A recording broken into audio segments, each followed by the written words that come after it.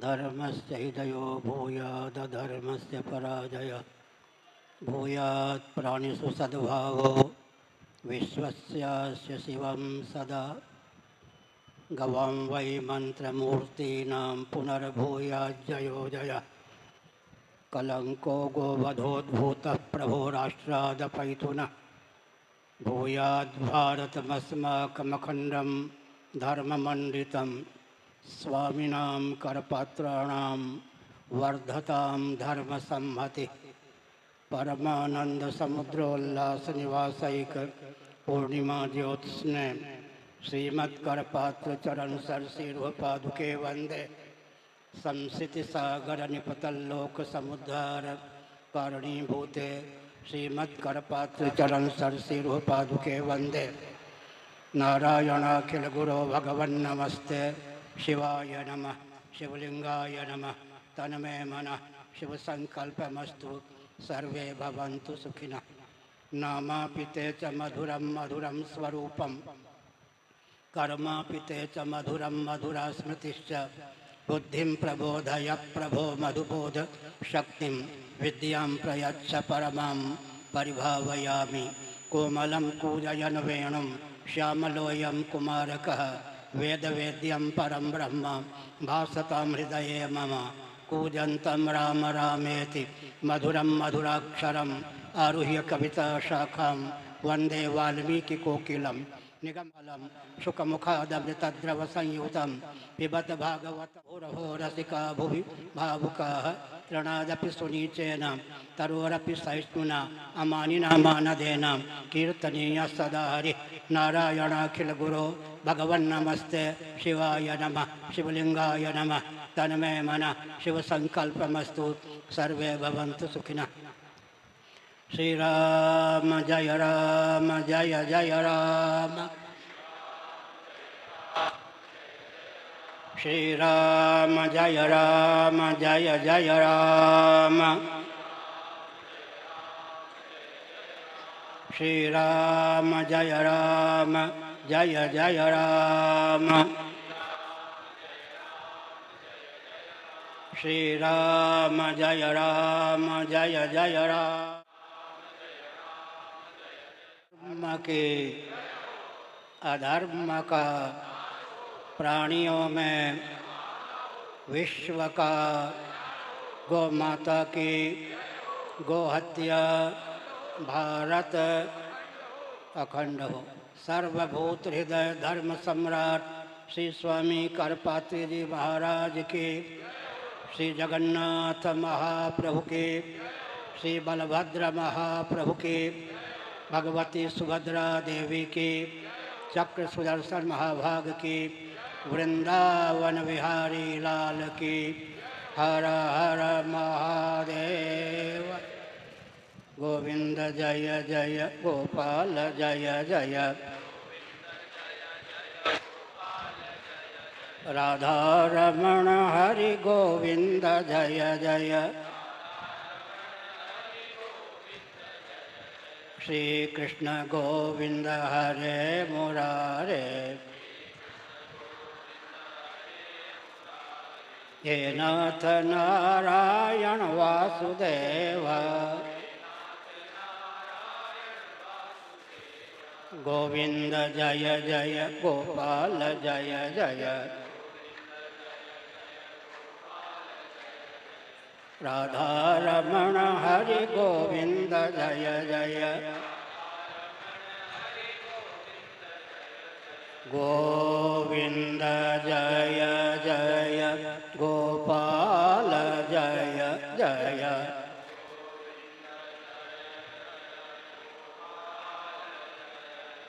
राधा रमण हरि गोविंद जय जय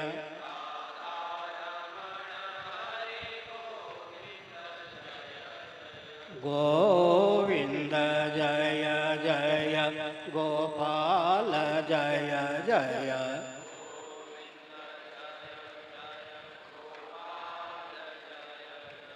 राधा रमण हरि गोविंद जय जय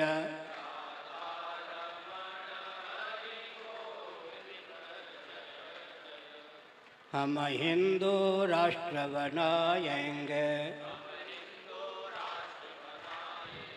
हम भारत भव्य बनाएंगे। हिंदू सर से मानसर तक भारत बृहद बनाएंगे। स्वस्तिक चिन्हित सूर्य अंकित केसरिया ध्वज लहराएंगे। हम हिंदू राष्ट्र बनाएंगे, हम भारत भव्य बनाएंगे, हम भारत बृहद बनाएंगे। वंदे मातरम, वंदे मातरम, वंदे मातरम।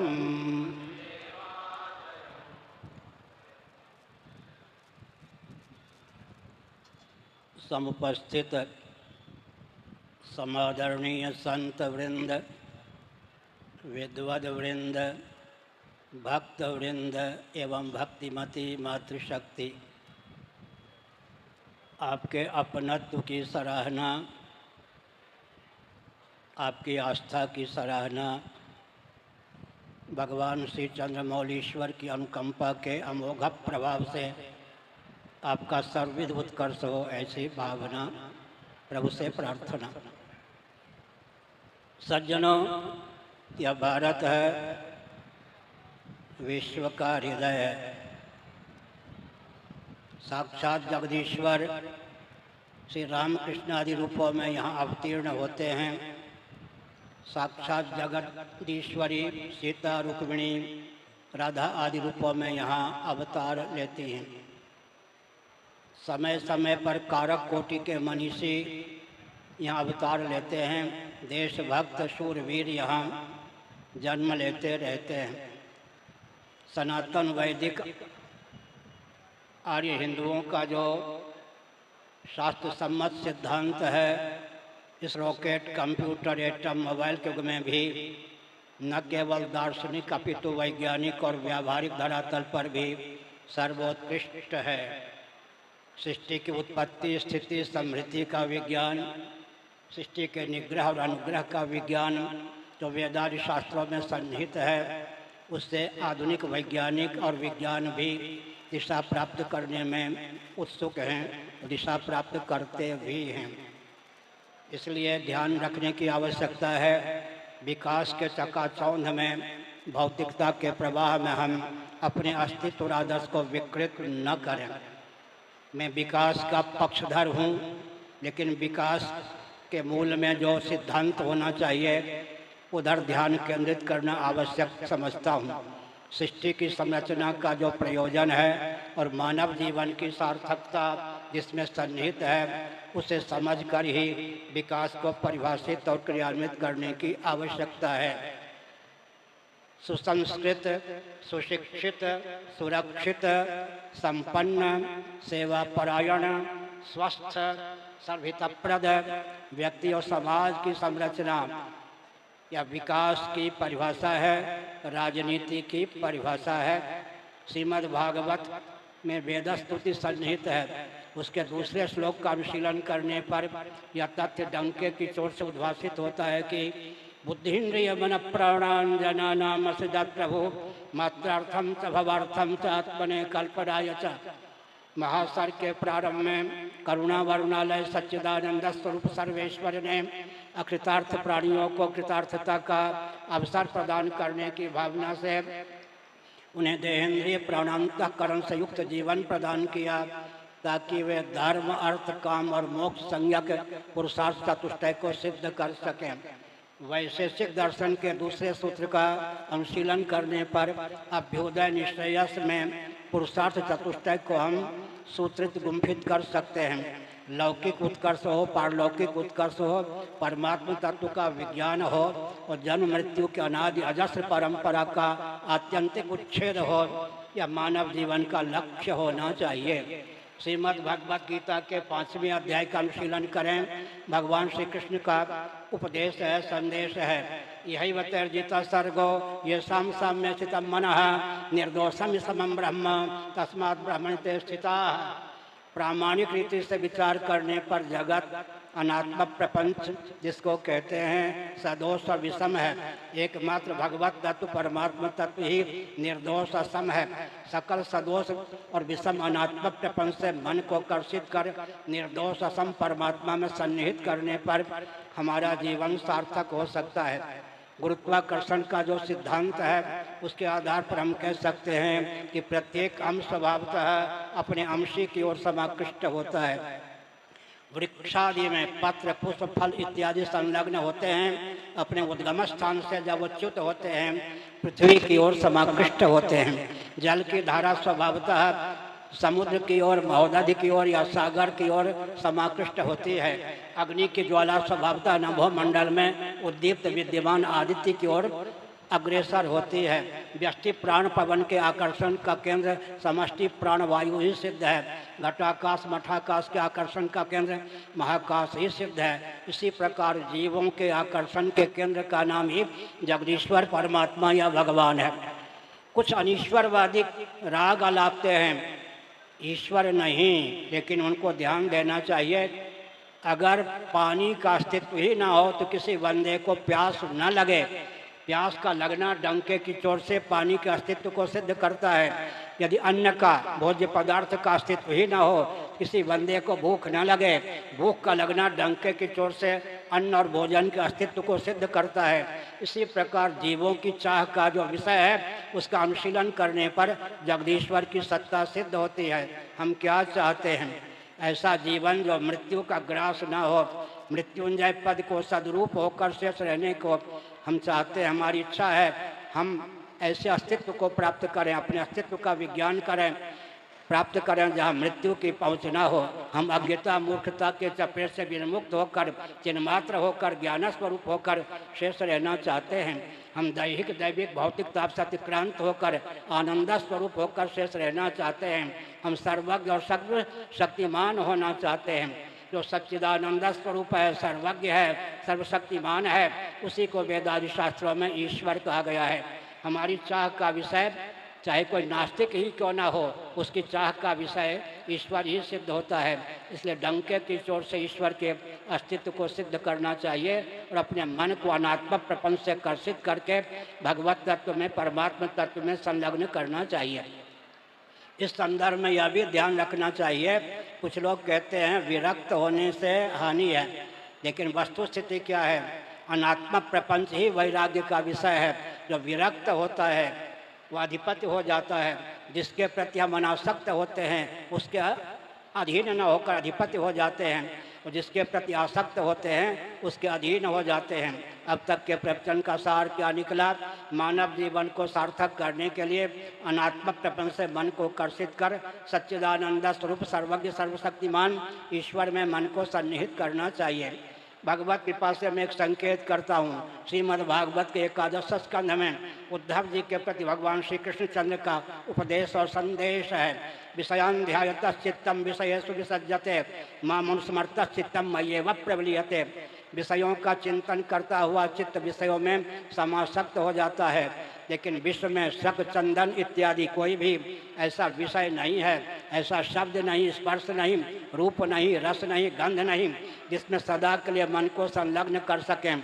विषयों में मन संलग्न होकर उचट जाता है, लेकिन कमनीय वर्णीय भगवान जो सच्चिदानंद स्वरूप हैं उनमें मनोनिवेश होने पर मन कभी उचटता नहीं, सदा के लिए भगवत तत्व में ही विलीन हो जाता है। विषयाध्यास से विनिर्मुक्त चित्त चिन्मात्र होकर ही शेष रहता है। अतः हमारा यह कर्तव्य है कि अनात्म प्रपंच से मन को कर्षित कर सच्चिदानंद स्वरूप सर्वेश्वर में मनोनिवेश करें। एक विचित्र बात है, हमने कहा कि पर्यावरण के अविरुद्ध विकास हो। पर्यावरण और विकास को समझकर हम राजनीति को परिभाषित और क्रियान्वित करें, तभी जीवन सार्थक होता है, भव्य राष्ट्र की संरचना हो सकती है। प्रामाणिक रीति से विचार करने पर सत्ता, लोलुपता, दूरदर्शिता वर्तमान में राजनीति की परिभाषा बन चुकी है। सत्ता, लोलुपता, दूरदर्शिता के चपेट में आकर ही विनाश हो रहा है। मैं एक संकेत करता हूँ, निंदा में मेरे वचन का उपयोग और विनियोग न करें, ऐसी भावना है। पूरे विश्व की दृष्टि से विचार करें तो राजनेताओं में शासन करने की क्षमता नहीं रह गई। स्वतंत्र भारत में राजनेताओं का इतना पतन हुआ है, उनमें शासन करने की क्षमता नहीं रह गई है। देशी विदेशी कंपनियां ही पूरे विश्व में शासन कर रही हैं। भारत की भी यही स्थिति है। दिशाहीन देशी विदेशी कंपनियों के हाथ में राजनेताओं ने पूरे विश्व को पहुंचा दिया है। आपको सुनकर आश्चर्य होगा, 13 दिशाहीन व्यापारी पूरे विश्व को चला रहे हैं। इसका अर्थ है कि इस समय राजनेताओं में दिशाहीन व्यापारियों को ठेका देने की क्षमता शेष है। कालांतर में अगर राजनेता व्यापारियों को ठेका देने की क्षमता से विहीन हो जाएंगे, पूरा विश्व लुटेरों के हाथ में चला जाएगा। इसलिए सावधान रहने की आवश्यकता है।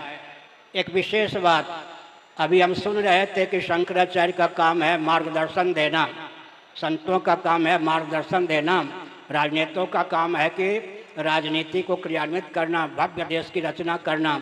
लेकिन मैं संकेत करना चाहता हूँ, शासकों पर शासन करने का पद शंकराचार्य का होता है। शासकों पर शासन करने का पद शंकराचार्य का होता है। अगर शासन तंत्र दिशाहीन है तो अपेक्षित शासन तंत्र की स्थापना का दायित्व शंकराचार्य का होता है। यह ध्यान रखने की आवश्यकता है। महाभारत का सिद्धांत है, वन से व्याघ्र की रक्षा होती है, व्याघ्र से वन की रक्षा होती है। अगर वन कहे व्याघ्र कौन होता है, अरे व्याघ्र किसक एक एक वृक्ष काट दिए जाए। अगर व्याघ्र कहे वन कौन होता है, वन को छोड़कर चलने लगे ठाई कर दिया जाए। जिस प्रकार व्याघ्र से वन की रक्षा होती है, वन से व्याघ्र की रक्षा होती है, उसी प्रकार व्यासपीठ से शासन तंत्र की रक्षा होती है, शासन तंत्र से व्यासपीठ की रक्षा होती है। मैं संकेत करता हूँ, भृगु जी और पृथ्वी जी, एक और भृगु जी ब्राह्मण शिरोमणि और एक और पृथ्वी जी, दोनों में सैद्धांतिक सामंजस्य था तो धर्मराज की प्रतिष्ठा हुई। एक और वशिष्ठ जी, एक और राम जी, दोनों में सैद्धांतिक सामंजस्य के कारण रामराज की प्रतिष्ठा हुई।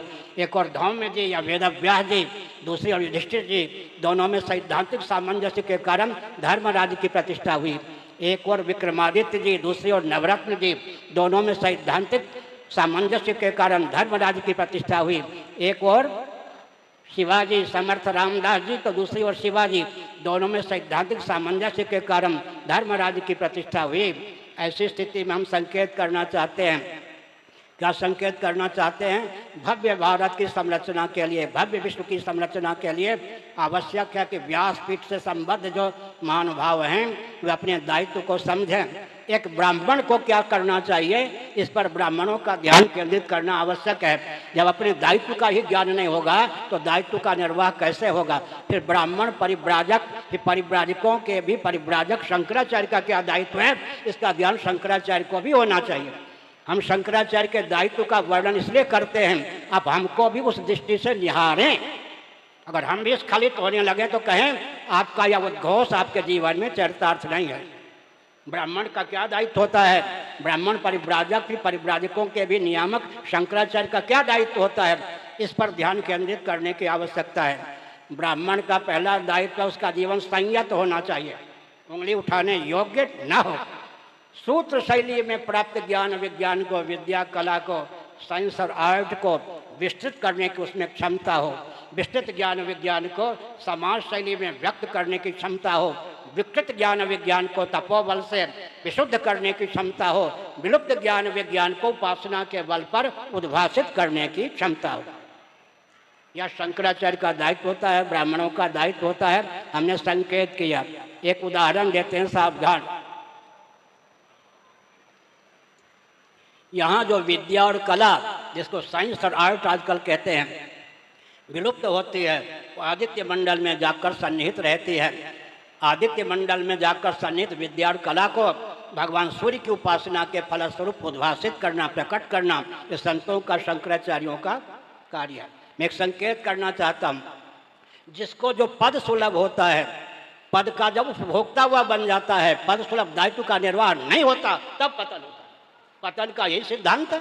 शंकराचार्य हो या कोई भी क्यों ना हो, जिसको जो पद सुलभ होता है, जब वह पद सुलभ दायित्व का निर्वाह न करके पद का उपभोक्ता बन जाता है तो पतन हो जाता है। पतन का यही मार्ग है, इसलिए पद सुलभ दायित्व का निर्वाह करते रहना चाहिए। मैं भग रहा था, 2.5 वर्षों तक भगता रहा, लेकिन अंत में पकड़ लिया गया और शंकराचार्य के पद पर पूर्वाचार्य महाभाग ने मेरा अभिषेक कर दिया। मैं सत्य ही बोलता हूँ, झूठ नहीं बोलता। एकांत में ने 2.5 घंटों तक रुदन किया। रोते रोते समझा मेरा जीवन अब सोने चांदी के आसन पर बैठे रहो, सिंहासन पर लोगों को हाथ देते रहो, दक्षिणा लेते रहो, बिगड़ जाएगा। फिर मैंने सोचा नहीं, पद का उपभोक्ता न बन के पद सुलभ दायित्व का निर्वाह करूँगा। जब कोई व्यक्ति पद का उपभोक्ता न बनकर पद सुलभ दायित्व का निर्वाह करता है तो भव्य विश्व की संरचना होती है। अभी हम राष्ट्र की बात सुन रहे थे। ऋग्वेद में राष्ट्र शब्द का प्रयोग लोक और परलोक के लिए हुआ है। राष्ट्र शब्द व्यापक है। आजकल महाराष्ट्र, सौराष्ट्र ये सब कहते हैं। मैं राष्ट्र, मेरठ का पुराना नाम है मैं राष्ट्र। राष्ट्र शब्द का प्रयोग ऋग्वेद में लोक और परलोक के लिए हुआ है। राष्ट्र शब्द संकीर्णता का द्योतक नहीं है। इसका मतलब पृथ्वी, पानी, प्रकाश, पवन, आकाश, अव्यक्त परमात्मा तत्व और स्थावर जंगम प्राणियों का संवेद स्वरूप सज्जनों राष्ट्र है। राष्ट्र की इस उज्ज्वल परिभाषा को समझ करके हमको अपने जीवन को कृतार्थ करने का, विश्व के हित में प्रयुक्त तथा विनियुक्त करने का प्रयास करना चाहिए। ये जो मानव जीवन हमारा आपका स्थूल शरीर है बहुत महत्वपूर्ण है। मानव जीवन की विशेषता पर ध्यान केंद्रित करना आवश्यक है। यह केवल भोगायतन नहीं है, केवल कर्मायतन नहीं है, यह ज्ञानायतन भी है। भक्ति, विरक्ति, भगवत प्रबोध समर्जित करके हम मानव जीवन को सार्थक कर सकते हैं, अपना जीवन विश्व हित में प्रयुक्त और विनियुक्त कर सकते हैं। हमारा जो स्थूल शरीर है, ध्यान केंद्रित कीजिए, जियोलॉजी, बायोलॉजी, बॉटनी, इन सब को मिला करके मैं तत्व उद्भाषित करता हूँ। हमारा आपका जो स्थूल शरीर है जो दिन सब के रूप में परिलक्षित होता है, इसके बाह्य भाग में पंच कर्मेंद्रियों को, पंच ज्ञानेंद्रियों को व्यक्त करने के संस्थान सन्निहित हैं। इसके अभ्यंतर भाग में पंच प्राणों को, अंतःकरण चतुष्टय, अंतःकरण पंचक को व्यक्त करने के संस्थान सन्निहित हैं। पूरे सूक्ष्म शरीर, आतिवाहिक शरीर, करुणात्मक लिंग शरीर को व्यक्त करने की क्षमता मानव जीवन में प्राप्त है, मनुष्य शरीर में प्राप्त है। सूक्ष्म शरीर कारण शरीर का अभिव्यंजक संस्थान है। कारण शरीर परमात्मा का प्रत्यगात्मा के रूप में अभिव्यंजक संस्थान है। प्रत्यगात्मा परमात्मा तत्व का अभिव्यंजक संस्थान है। परमात्मा तत्व ही जीव, जगत, जगदीश्वर तीनों रूपों में समुल्लसित है। एक मैं दार्शनिक और वैज्ञानिक तत्व उद्भाषित करना चाहता हूँ। हमारा आपका जो शरीर है, श्रीमद् भगवद गीता के 3 अध्याय का अनुशीलन करें। माता पिता के गर्भ से जेर सहित उत्पन्न हुए, इसलिए हम क्या हो गए? जरायुज प्राणी। हम आप क्या हो गए? जरायुज प्राणी। माता पिता के गर्भ से जेर, तो माता के गर्भ से पहले प्राणी पिता के गर्भ में आता है मनुष्य, फिर माता के गर्भ में आता है। माता के पेट से हम जो मनुष्य हैं जेर सहित उत्पन्न हुए हैं, जरायुज प्राणी हैं। आधुनिक विज्ञान के अनुसार जेर का मूल कारण है अंडा, और अंडा का मूल कारण है माता पिता के रजवीर का संघात। हम अंडजब प्राणी भी सिद्ध होते हैं, और रजवीर का संघात माने श्वेतजब प्राणी भी सिद्ध होते हैं। और रजवीर की निष्पत्ति होती है अन्न जल के सेवन से, हम उद्भिजब प्राणी भी सिद्ध होते हैं। स्वप्नावस्था में मनसिजब प्राणी हो जाते हैं। आत्म चैतन्य से अधिष्ठित बुद्धि की दृष्टि से स्वयंभू हो जाते हैं, और विचार करने पर निरुपाधिक धरातल पर हम स्वयं सिद्ध होते हैं।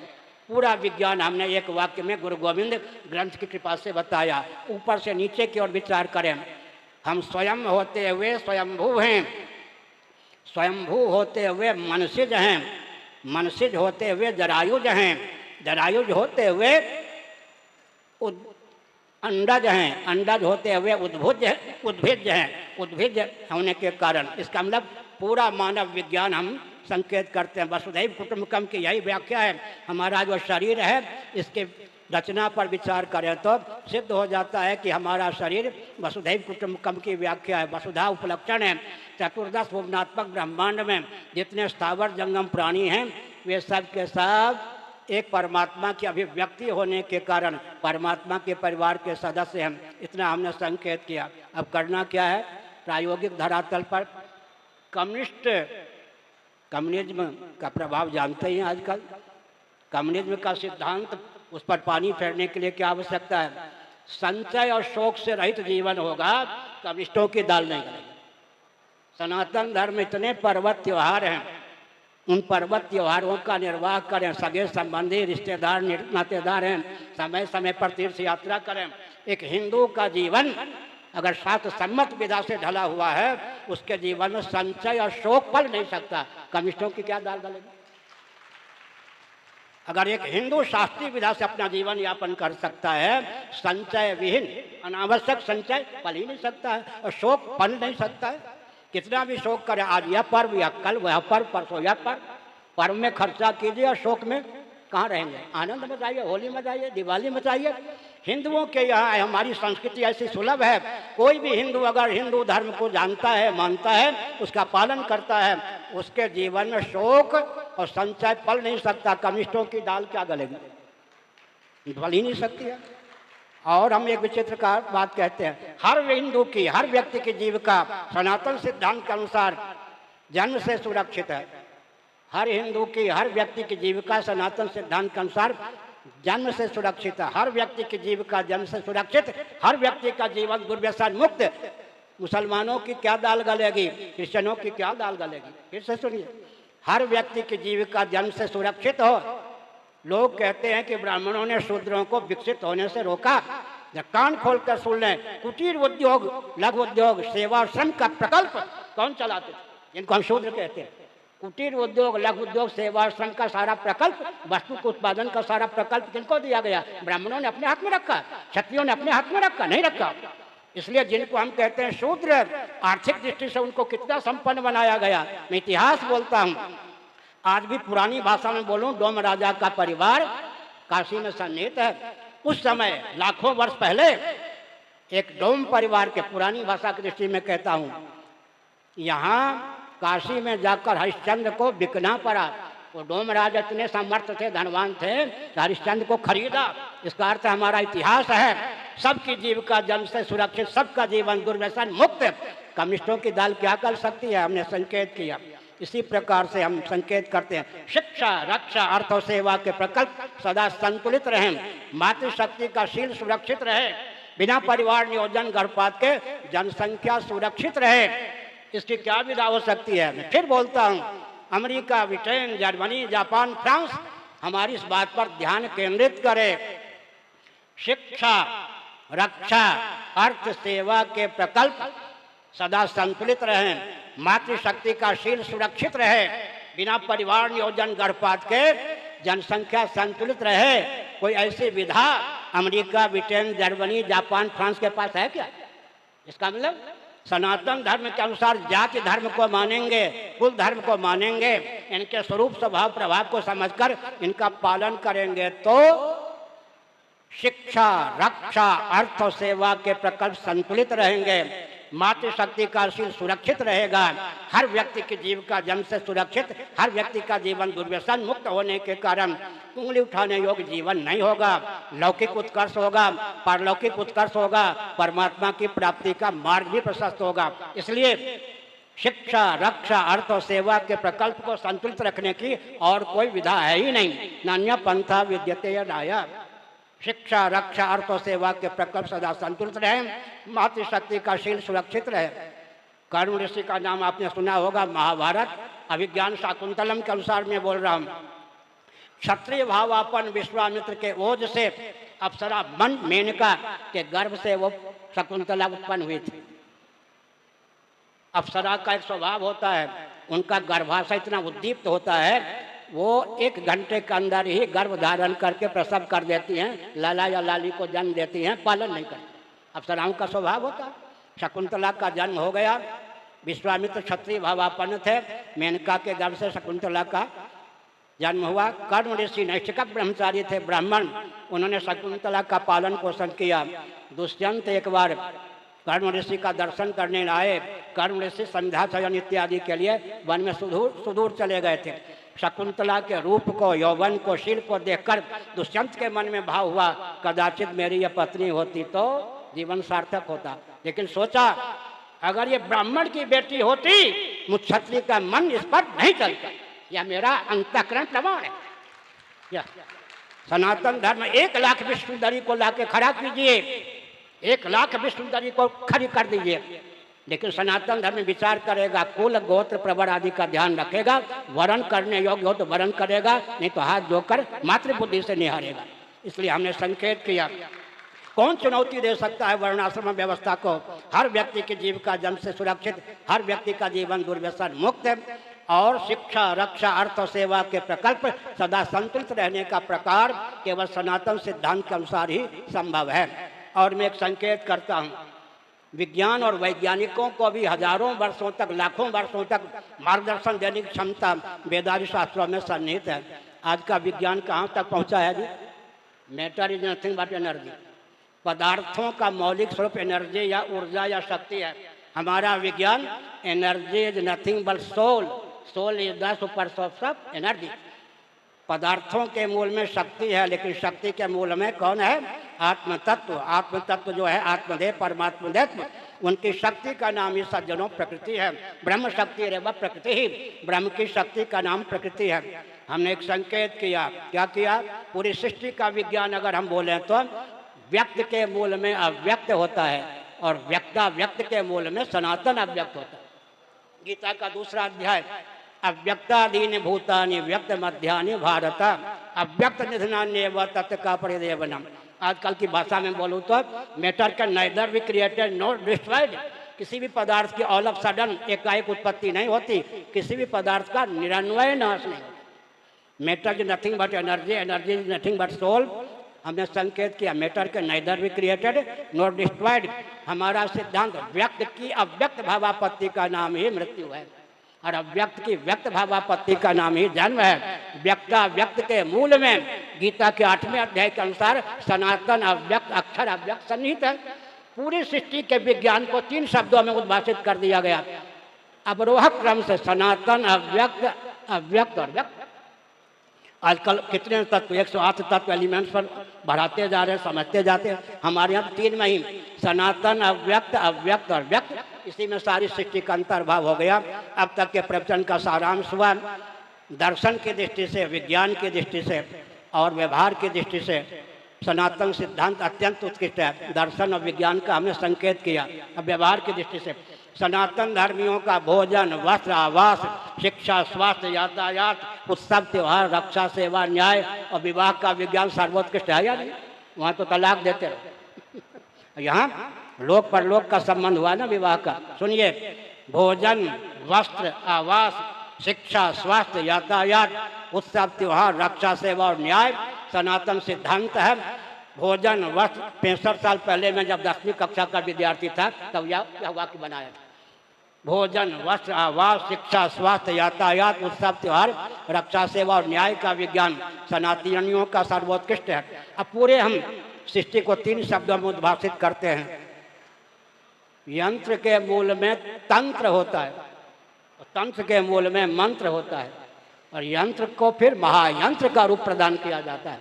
4 हो गए, मंत्र, तंत्र, यंत्र, महायंत्र। विज्ञान पूरा गया या नहीं? एक होता है मंत्र, दूसरा होता है तंत्र, तीसरा होता है यंत्र, चौथा होता है महायंत्र। मनुस्मृति 1163। उस समय के मनीषियों के जीवन में, वैज्ञानिकों के जीवन में अगर महायंत्र की रचना की क्षमता नहीं थी तो अप्राप्त का प्रतिषेध नहीं होता। मनु जी को क्यों लिखना पड़ा? महायंत्र प्रवर्तनम अंशित। महायंत्रों का प्रवर्तन अंशित है। हमने 4 शब्दों का उच्चारण किया, नीचे से महायंत्र, फिर यंत्र, फिर क्या हो गया? तंत्र, फिर मंत्र, ऊपर से मंत्र, फिर तंत्र, फिर यंत्र, फिर महायंत्र। मंत्र का अर्थ होता अनुगत सिद्धांत। पृथ्वी, जल, तेज, वायु, आकाश, अव्यक्त और आत्मा में जो अनुगत सिद्धांत है उसका नाम है सज्जनों मंत्र। मंत्र को यंत्र तक पहुंचाने के प्रोसेस पे मेथड विधा का नाम है तंत्र, जिसके द्वारा उत्पत्ति, स्थिति, संहार, निग्रह, अनुग्रह, संज्ञक पंचकृत्य में एक या एक से अधिक कृत्य का निर्वाह हो उसका नाम होता है यंत्र। और वैकल्पिक प्रज्ञा शक्ति, प्राण शक्ति से संपन्न यंत्र का नाम हो जाता है महायंत्र। आजकल में और पहले में क्या अंतर? पहले व्यक्ति अपने जीवन में दिव्यता का आदान करते थे, अपने जीवन में ऐसी दिव्यता का आदान करते थे कि उनके जीवन में महायंत्र की क्षमता भी स्वयं आ जाती।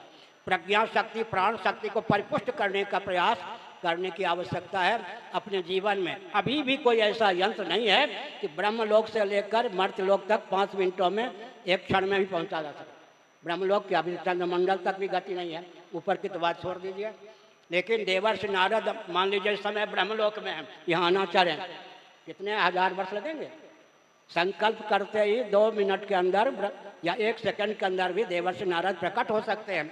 हमने अपने कहा, हमारे यहाँ वो विज्ञान था, अपने जीवन में उस शक्ति का आधान किया जाता था कि अगर व्यक्ति चाहे तो ब्रह्मलोक से लेकर मर्त्यलोक तक देवर्षि नारद के समान एक क्षण में भी यात्रा कर सकता था। इसलिए महायज्ञ से ब्राह्मीयम कृते तनु, यज्ञों के द्वारा, महायज्ञों के द्वारा, अंगन्यास के द्वारा, करन्यास के द्वारा, भूशुद्धि के द्वारा, भूशुद्धि के द्वारा देहेंद्रिय प्राणांतःकरण में दिव्यता का आदान करना चाहिए।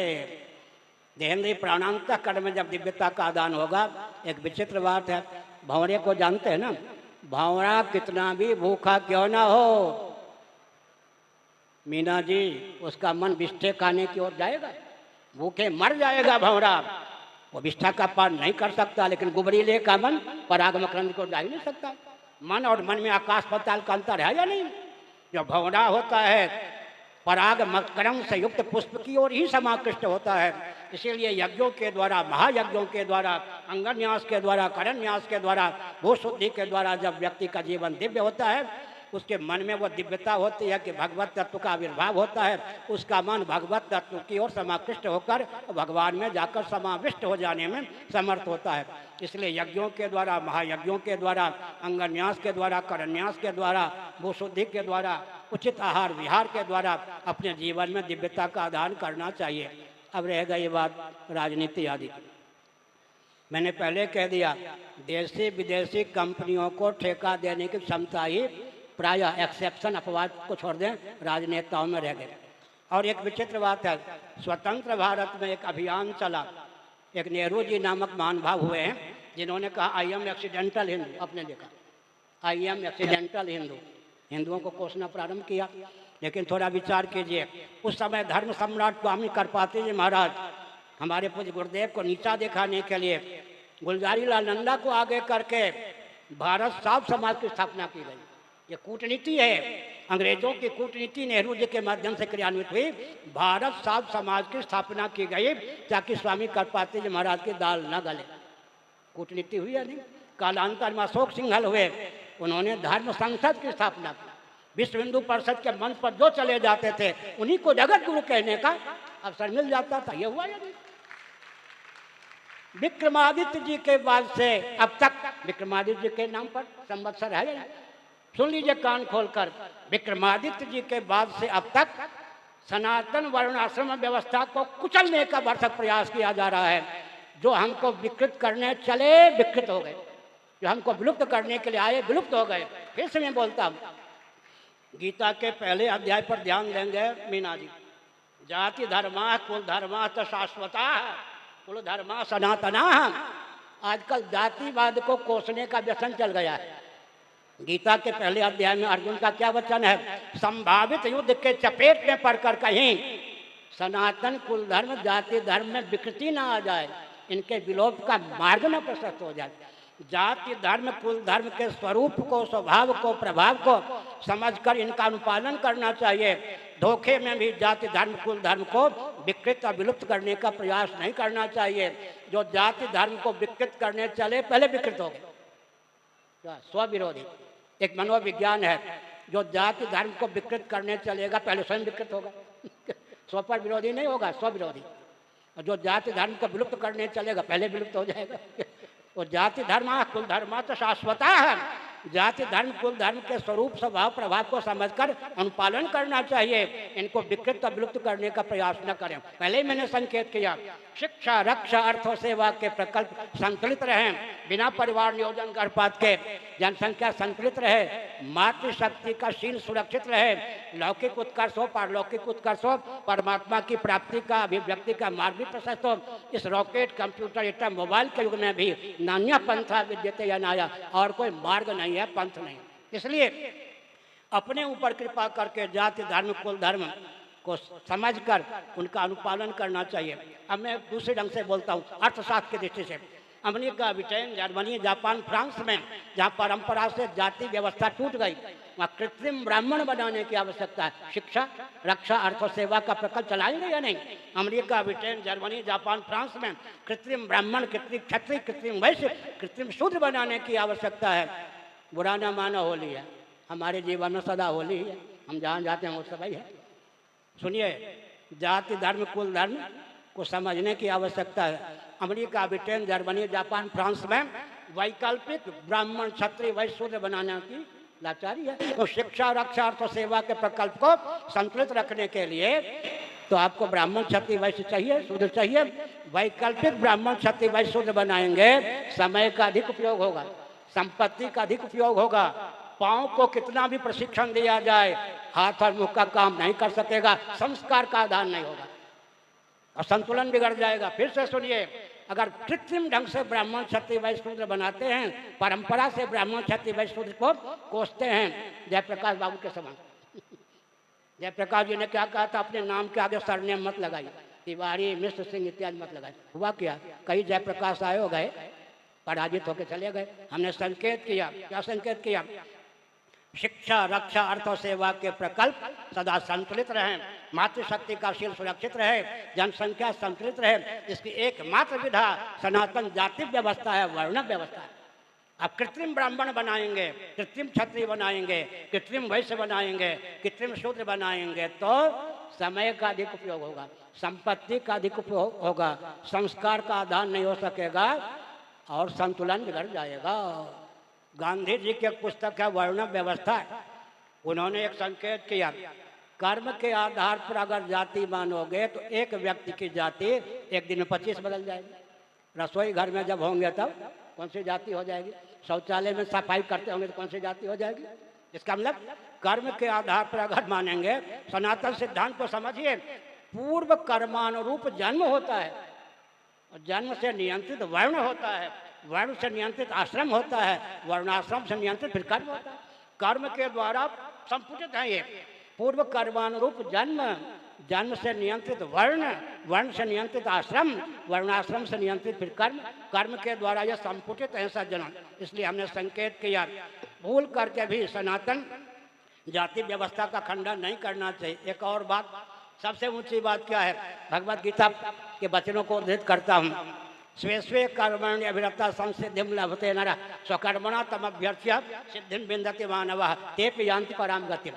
हमारे पूज्य गुरुदेव ने हमको बताया, धर्म सम्राट कटपाती महाराज ने एक वाक्य, सनातन धर्म में फल चौर्य नहीं है, फल से किसी को वंचित नहीं किया गया। शूद्र का कल्याण नहीं होता, स्त्रियों का कल्याण नहीं होता। किसी ने कहा है क्या? स्वे स्वे कर्मण्य अभिरतः संसिद्धिं लभते नरः स्वकर्मणा तमभ्यर्च्य सिद्धिं विन्दति मानवः। जो अपने कुल के अनुसार, वर्ण धर्म के अनुसार, आश्रम धर्म के अनुसार आचरण करता है, शांति मिलती है, सुख मिलता है, सदगति का मार्ग प्रशस्त होता है। सनातन धर्म में फल चौर्य नहीं है, फल से किसी को वंचित नहीं किया गया। भगवान शंकराचार्य का वचन है, फलावसानम जगत, छांदोपनिषद भाष्य, फलावसानम जगत। उदाहरण मैं हूँ, मैंने विधिवत अग्नि का परित्याग करके संन्यास लिया है। मैं भोजन नहीं बना सकता, हवन अग्नि में नहीं कर सकता, मानस याग कर सकता हूँ, करता हूँ, लेकिन मुझे फल से वंचित नहीं किया जाता, भोजन दिया जाता है। सनातन धर्म में फल चौर्य नहीं है। और एक विचित्र बात है, सिद्धि आजकल के, सिद्धि क्या है जी? सिद्धिम प्राप्तो यथा ब्रह्म तथा प्नोति निबोध में नैष्कर्म सिद्धिम परमाम संन्यासे नाधिगच्छति। सिद्धियों का वर्णन करता हूँ हस्तामलकवत। अंतःकरण की शुद्धि पहली सिद्धि, चित्त शुद्ध हो, फिर अंतःकरण समाहित हो, समाधि दूसरी सिद्धि है, फिर नैष्कर्म सिद्धि हो, ब्रह्म सिद्धि हो। तीन सिद्धि में सर्व सिद्धियों का समावेश हो जाता है। जीवन में अगर तीन सिद्धियां प्राप्त हैं तो आप सिद्ध हैं, नहीं तो सिद्ध होते भी असिद्ध हैं। अंतःकरण की शुद्धि और समाधि, चित्त की शुद्धि, कर्मणा चित्त शुद्ध्यर्थम एकाग्र्यार्थम उपासना ऋतिक ज्ञानान्न मुक्ति ज्ञानादेव तो कैवल्यम। चित्त की शुद्धि, चित्त की समाधि, दो सिद्धि, और नैष्कर्म सिद्धि तीन में। सुरेश्वराचार्य मंडल मिश्र ने ब्रह्म सिद्धि, नैष्कर्म सिद्धि गीता से लेकर के दोनों पर ग्रंथ लिखा है। तो हमने संकेत किया इस समय के प्रवचन। अब आप करें क्या? केवल पेट पालने और परिवार पोषने तक हिंदू सीमित न रहें।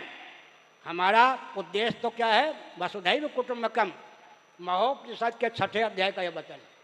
ध्यान रखिए, महोपनिषद के 6ठे अध्याय का वचन है, वसुधैव कुटुंबकम, चतुर्दश भुवनात्मक ब्रह्मांड में पृथ्वी हमारे परिवार का सदस्य है, जल हमारे परिवार का सदस्य है, जल भी सदस्य है, अग्नि भी सदस्य है। आपको सुनकर आश्चर्य होगा, आज जो पृथ्वी है कोई जीव है? महाभारत का अनुशीलन कीजिए, जीव जो होता है पृथ्वी भी बन सकता है कर्म के फलस्वरूप, जल भी बनता है, वरुण देवता है ना, अधिदेव दृष्टि, पृथ्वी देवी है नहीं, पृथ्वी भी जीव है। हम पृथ्वी, जल, तेज, वायु, आकाश। आप कहेंगे बात बनाते हो, अरे स्वप्नावस्था में आप पृथ्वी बनते हो या नहीं? हम आप बनते या नहीं? कर्मेंद्रियाँ सो जाती हैं, ज्ञानेंद्रियाँ सो जाती हैं, अंतःकरण अर्धनिद्रित हो जाता है, तब जाकर आत्मचैतन्य से अधिष्ठित अर्धनिद्रित मन पृथ्वी का रूप धारण कर लेता है, जल का रूप धारण कर लेता है, अग्नि का रूप धारण कर लेता है, वायु का रूप धारण कर लेता है, आकाश का रूप धारण कर लेता है, स्थावर जंगम प्राणियों के रूप में उद्भासित होता है। हमने सिद्धियों का खजाना आपको पकड़ा दिया, ध्यान गया या नहीं? उत्तर प्रदेश में कहावत है, रपट पड़े तो हरी गंगा। गंगा के किनारे चल रहे थे, गंगा स्नान की कोई भावना नहीं थी, कीचड़ में पानी गीला स्थान था, फिसल गए, डूबने से बच गए, गंगा स्नान हो गए। इसी प्रकार अनिच्छन्नपि, अगर कोई विद्यार्थी पढ़ना चाहता है, न चाहते हुए भी नींद आ जाए, अनिच्छन्नपि भी अगर किसी को नींद आ जाती है तो निद्रा क्या है जी? स्थूल शरीर और स्थूल प्रपंच का आह्वानात्मक वियोग कराने वाली है या नहीं? अनिच्छन्नपि भी त्याग हो जाता है, उसका फल मिलता है। हमको आपको मिला या नहीं? कोई न कोई शरीर तो हमको प्राप्त था। जन्मदिन मना रहे हैं हम, रोजा ही मृत्यु दिन है, रोजा ही जन्मदिन, रोजा क्या है या नहीं? अनादिकाल से आपने हमने जितने शरीरों को सब बनाया है और जितने जन्म लिया है, उस दृष्टि से विचार कर रोजा ही मृत्यु दिवस है और रोजा ही जन्म दिवस है या नहीं? 360 दिन ले लो, 365 दिन लो, अनादिकाल से अब तक जितने शरीरों को सब बना दिया, उन शरीरों के जन्मदिन और मृत्यु दिन का आकलन करें, रोजा ही मृत्यु दिन है और रोजा ही जन्मदिन है। एक एक जीव ने, हम आपने अनादिकाल से अब तक जितने शरीरों को सब बनाया है, उन शरीरों से एक अधिक या शरीर है या नहीं?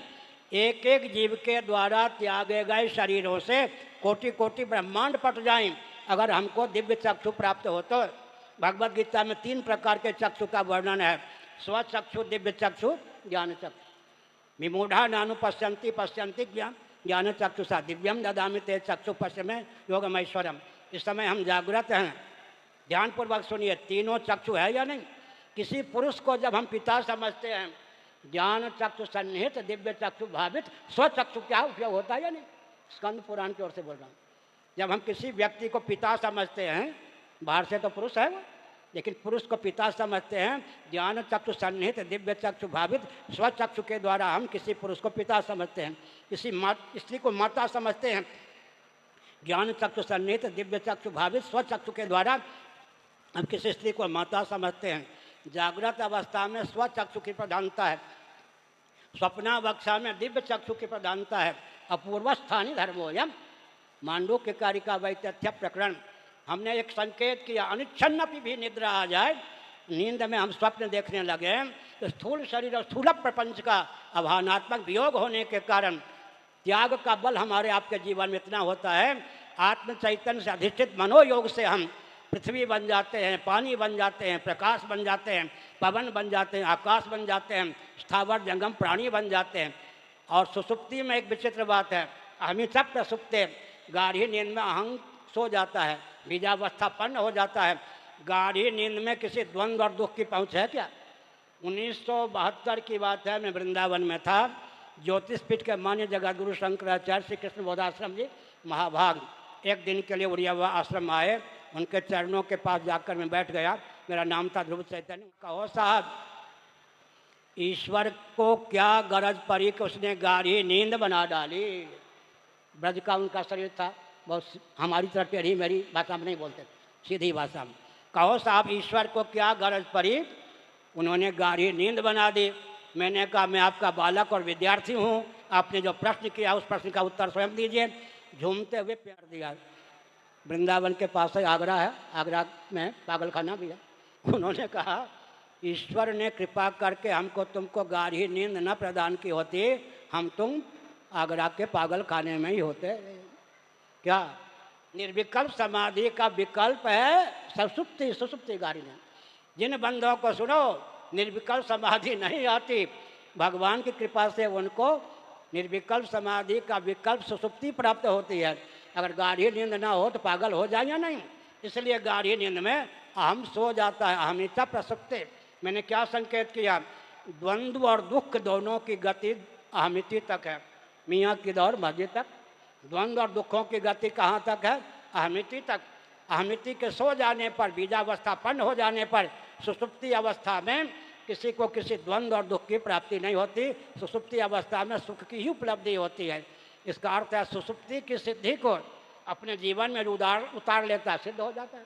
स्वप्नावस्था में जो बहुभवन सामर्थ्य हमको आपको प्राप्त है, उसको अपने जीवन में उतार लेता है, सिद्ध हो जाता है। और समाधि की बात मैं कहता हूँ, उस व्यावहारिक धरातल पर आकर प्रवचन को विराम भी देता हूँ। समाधि में हमारे पूज्य गुरुदेव स्वामी करपात्री जी महाभाग ने एकांत में हमको कहा, भविष्य में गली गली में योगी बन के लोग घूमेंगे। पहले ही उन्होंने कहा, भविष्य कितने योगी हैं, यहाँ भी 2-4 होंगे, रामदेव बाबा तो हैं। भविष्य में गली गली में योगी बन के लोग घूमेंगे। तुमको मैं योग का रहस्य बताता हूँ। पूज्य गुरुदेव धर्म सम्राट करपात्री महाराज ने कहा, ध्यानपूर्वक सुनिए, 12 वर्ष की आयु वाला किशोर कदाचित उसे 12 वर्षों के लिए निर्विकल्प समाधि प्राप्त हो जाए, आयु 12 वर्षों की ही रहेगी। ये समाधि का लक्षण। देखत बालक बहुकालीन, सबसे ऊंची समाधि क्या है, समाधि में जो सिद्धि मिलती है व्यवहार में उसको उतार के रख देना। सनत कुमार याद है या नहीं, नंग धरंग 5 साल के बालक ही दिखाई पड़ेंगे। देखत बालक बहुकालीन, अब ब्रह्मा जी से आयु में कम है क्या सनत कुमार आदि, नहीं ना। इसका मतलब क्या है, सनत कुमार इत्यादि आज भी दिखाई पड़ेंगे। तो कैसे, नंग धरंग 5 साल के, वो समाधि की सिद्धि को उन्होंने व्यवहार में उतार दिया। आज भगवान सुखदेव का दर्शन होगा किसी को, मैं झूठ नहीं बोलता, भगवान सुखदेव जी के द्वारा हमको दीक्षा प्राप्त इस जीवन में, गरुड़ जी के द्वारा भी दीक्षा प्राप्त। हमने कहा सुखदेव जी का दर्शन होगा किसी को तो 16 वर्ष के दिखाई पड़ेंगे, मार्कंडेय जी का दर्शन होगा किसी को 25 वर्षों के ही दिखाई पड़ेंगे। समाधि में जो सिद्धि मिलती है, सिद्ध महापुरुष उसको व्यवहार दशा में उतार लेते हैं। स्वप्नावस्था में निर्द्वंद और निर्दुख हम होते हैं, उस स्वप्नावस्था की सिद्धि को भी अपने जीवन में योग धारणा के बल पर व्यक्ति उतार सकता है। स्वप्नावस्था में जो बहुभवन सामर्थ्य संपन्न हम होते हैं, बहुभवन सामर्थ्य संपन्न होते हैं हम, उसको भी व्यक्ति उतार सकता है। अभी भारत की बात में संकेत करता हूँ, संचय और शोक विहीनता कम्युनिज्म पर पानी फेरने में पर्याप्त है। अगर अनावश्यक संचय न लें और पर्वत त्यौहार के माध्यम से मन रमाते रहें, संचय और शोक से दूर रहेंगे, कम्युनिस्टों की दाल नहीं गलेगी। गलेगी क्या, नहीं गलेगी। स्व वर्णाश्रमोचित शील का निर्वाह करेंगे, कर्तव्य का पालन करेंगे, नहीं गलेगी। एक कम्युनिस्ट, एक क्रिश्चियनों की बात कही गई ना, एक हिंदू परिवार से 1 रुपया 1 घंटा रोज निकले, इतना तो हो सकता है। एक मजदूर परिवार से भी इतना निकल सकता है। एक हिंदू परिवार से 1 रुपया 1 घंटा रोज निकले, मठ मंदिर को केंद्र बनाकर अपने क्षेत्र को बुलंद करने के लिए, हर प्रकार से सुव्यवस्थित सुरक्षित रखने के लिए उसका उपयोग कीजिए। 10 पीढ़ी के लिए धन बटोर के क्या होगा, जो 10 पीढ़ी के लिए धन बटोरने वाले थे गाजर मूली की तरह काट दिए गए, और गाजर मूली की तरह कटने से बच करके पाकिस्तान से भारत आए, मठ मंदिरों में आश्रय मिला या नहीं। इसका अर्थ क्या है, 10 पीढ़ी के लिए धन इकट्ठा मत कीजिए, तो क्या करिए, एक हिंदू परिवार से 1 रुपया 1 घंटा रोज निकले, उस रुपये का, उस समय का उपयोग अपने क्षेत्र को बुलंद करने में, हर प्रकार से स्वावलंबी बनाने में कीजिए। मठ मंदिर हमारी शिक्षा के केंद्र हैं, रक्षा के केंद्र हैं। शिक्षा, रक्षा, अर्थ और सेवा के प्रकल्प हैं। मठ मंदिरों की उपयोगिता को समझिए, अपने क्षेत्र के मठ मंदिर को केंद्र बनाकर शिक्षा, रक्षा, अर्थ और सेवा के प्रकल्प को क्रियान्वित कीजिए। अब मैं संकेत करता हूँ सावधान। सनातन सिद्धांत के अनुसार आजकल लोग कहते हैं हिंदू हिंदू, तुम नहीं हिंदू हम हिंदू, न तुम हिंदू न वो हिंदू। क्या हिंदू शब्द का अर्थ क्या होता है जी, भौगोलिक धरातल पर हिंदू। कुछ लोग कहते हैं सिंधु का अपभ्रंश हिंदू है, अपभ्रंश मानने की आवश्यकता नहीं। भाजपा का अर्थ क्या होता है, भारतीय जनता पार्टी। हिंदू का अर्थ क्या होता है, हिमालय से हिंदू, मानसरोवर से कन्याकुमारी तक का भूभाग हिंदुस्तान है। मानसरोवर से लेकर कन्याकुमारी तक का जो भूभाग है हिंदुस्तान है। जब हम हिंदू कहते हैं तब अर्थ क्या होता है, मेदिनी तंत्र, कालिका पुराण, बृहस्पति आगम, भविष्य पुराण ऋग्वेद में हिंदू शब्द है। कोई कहे आपको हिंदू शब्द बाहर से आया हुआ, नहीं। हिंदूकूट, हिंद महासागर, ऋग्वेद में हिंदू शब्द का प्रयोग हुआ है, कालिका पुराण में हिंदू शब्द का प्रयोग हुआ है, भविष्य पुराण में हिंदू शब्द का प्रयोग हुआ है, वेदनी तंत्र में हिंदू शब्द का प्रयोग हुआ है, बृहस्पति आगम में हिंदू शब्द का प्रयोग हुआ है। गर्भ से कायम हिंदू हैं। हीनता, दीनता, दरिद्रता जिसके जीवन में पले नहीं। काम क्या करें? एक हिंदू परिवार से 1 घंटा 1 रुपया रोज निकले, कराटे आदि का ऐसा प्रशिक्षण लें, दुरुपयोग न करें अपनी शक्ति का। एक हिंदू अपने अतिरिक्त 10 व्यक्तियों की भी रक्षा कर सके, समझिए। हर हिंदू सेना हो, हर हिंदू, क्यों मैं कहता हूँ, विपत्ति आ जाए, आपत्ति आ जाए, महाभारत में लिखा है वैश्यों को भी अस्त्र धारण करना चाहिए। अस्त्र का प्रशिक्षण होगा तब ना। इसलिए अपने भाई बहन पर किसी की इज्जत उतारने पर बल का प्रयोग न करें, लेकिन एक व्यक्ति इतना प्रशिक्षण प्राप्त करे, हर हिंदू सेना हो, इतना प्रशिक्षण प्राप्त करे व्यायाम इत्यादि के द्वारा, संयम इत्यादि के द्वारा, अपने अतिरिक्त 9 व्यक्तियों की सुरक्षा का भी ध्यान रखे। अब गिने चुने वर्षों में पाकिस्तान भारत हो, बांग्लादेश भारत हो, चीन के पास खिसकी धरती भारत की धरती हो, मानसरोवर कैलाश भारत के तीर्थ हो, शक्ति समन्वित सामंजस्य के बल पर भारत अखंड हो। हमने क्या कहा? सुनिए, कोरी भावुकता मत समझिए।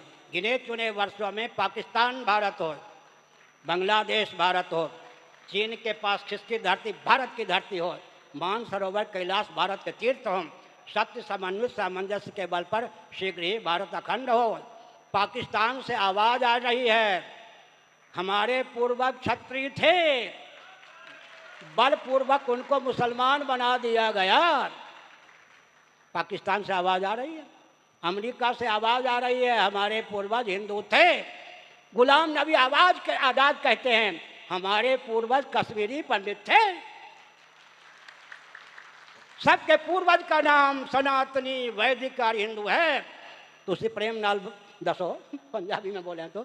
अब प्रेम पूर्वक बताइए, मोहम्मद साहब के पूर्वज कौन थे? ईसा मसीह के पूर्वज कौन थे? सबके पूर्वज सनातनी वैदिक हिंदू थे। प्रतीक्षा मत कीजिए कि आपको कोई हिंदू बनाने आवेगा। मुस्लिम तुम डंके की चोट से घोषित करो, हमारे पूर्वज हिंदू थे, हम हिंदू हैं। क्रिश्चियनों, डंके की चोट से कहो, हमारे पूर्वज हिंदू थे, हम हिंदू हैं। तो पूर्व जन्म में आस्था रखता है, पुनर्जन्म में आस्था रखता है, परलोक में आस्था रखता है, उसका नाम हिंदू है। अपने जीवन में हीनता, दीनता, दरिद्रता को मत पनपने दें। व्यावहारिक धरातल पर हमने क्या कहा? कराटे आदि का प्रशिक्षण प्राप्त करें। खूब लड़ी मर्दानी, वो तो झांसी वाली रानी थी, बुंदेले हर बोलों की हमने सुनी कहानी थी। काशी में हम लोगों का जहाँ आश्रम है, उसके बगल में उसके मायके थे, यानी ब्राह्मण घर की लाडली प्यारी बेटी थी, झांसी की रानी। हमने क्या पढ़ा है? खूब लड़ी मर्दानी, तुम भी सीखो, क्या है सृष्टि सीख लो। खूब लड़ी मर्दानी, वो तो झांसी वाली रानी थी, बुंदेले हर बोलों की हमने सुनी कहानी थी। सुनिए, महाभारत की बात कहता हूँ। पूषा, त्वष्टा, आर्यमा, ब्रह्मा, 4 महाभारत। पूषा, त्वष्टा, आर्यमा, ब्रह्मा, ये चारों निशस्त्रीकरण के पक्षधर न होने पर भी अस्त्र शस्त्र धारण नहीं करते। कौन? पूषा, त्वष्टा, आर्यमा और ब्रह्मा। इनकी पूजा कहीं कहीं होती है, राजस्थान में पुष्कर में ब्रह्मा जी। पूषा, त्वष्टा, आर्यमा और ब्रह्मा स्वयं अस्त्र शस्त्र धारण नहीं करते। इनकी पूजा कभी कभी कहीं कहीं होती है। हमारे यहाँ उसी देवी देवता की पूजा होती है जो अस्त्र शस्त्र धारण करते हैं, उसका सदुपयोग करते हैं। और दुर्गा कौन है? निशेष देवगण शक्ति समूह मूर्तियाँ। जितने देवता थे अपनी सारी अकल और सकल शक्ति का उपयोग करके भी आतंकवादियों पर विजय नहीं प्राप्त कर पाते थे। देवताओं के समष्टि तेज से भगवती जगदम्बा दुर्गा का प्रादुर्भाव हुआ। निशेष देवगण शक्ति समूह मूर्तियाँ। इसलिए मातृशक्ति को भी और झांसी की रानी की तरह प्रशिक्षण प्राप्त करना चाहिए। खूब लड़ी मर्दानी, वो तो झांसी वाली रानी थी, बुंदेले हर बोलों की हमने सुनी कहानी थी। राणा प्रताप सर काट काट करता था सफल जवानी को। राणा प्रताप सर काट काट करता था सफल जवानी को। मैं आतंक नहीं फैला रहा, कोई आतंकवाद की धारा में न बहे, इसका दायित्व भी हम लोगों पर है। सुनिए, पहले चंबल के किनारे के डाकू प्रसिद्ध थे या नहीं? अब जब शासन तंत्र ने सावधानी बरती, उनकी दीनता, दरिद्रता को, आर्थिक विपन्नता को दूर किया, अब कहाँ चंबल किनारे डाकू रहे? मथुरा वृंदावन से मथुरा सूर्यास्त के पहले 20 साल पहले लोग नहीं जाते थे, लोग लूट लेते थे। जब आर्थिक विपन्नता उनकी दूर गई तो लुटेरे से समाप्त हो गए। दुर्व्यसन के वशीभूत होकर लुटेरा कम व्यक्ति होता है। इसलिए मैं एक संकेत करके प्रवचन को विराम देता हूँ। कम्युनिज्म क्या पलेगा जी, मैं दूसरे ढंग से बोलता हूँ। यावत व्रियेत जठरम तावत स्वत्वम ही देहिनाम, भागवत सप्तम स्कंद, देवर्षि नारद का वचन है। यावत व्रियेत जठरम तावत स्वत्वम ही देहिनाम अधिकम यो भी मन्येत सस्तेनो दंडम अर्हति। कम्युनिज्म के धारावाहिक में बहने वाला सुनो, कबीरदास जी ने अनुवाद कर दिया। साईं इतना दीजिए जामे कुटुंब समाए, मैं भी भूखा न रहूं साधु न भूखा जाए। जिससे तन ढक जाए पेट भर जाए, उससे अधिक संपत्ति पर अगर कोई अपना अधिकार मानता है वो चोर है, उसको दंड मिलना चाहिए। क्या दंड मिला जी? विदुर जी, धर्मराज के अवतार विदुर जी ने क्या कहा?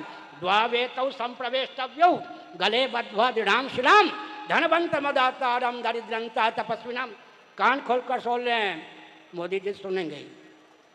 द्वावेतौ संप्रवेष्टव्यौ, दो प्रकार के जो व्यक्ति हैं, दंडाधिकारी समझावें फिर भी न समझें, उनके गले में वजनदार पत्थर मजबूती से बांधकर जलाशय में डुबो दे। वो कौन है? दो प्रकार के।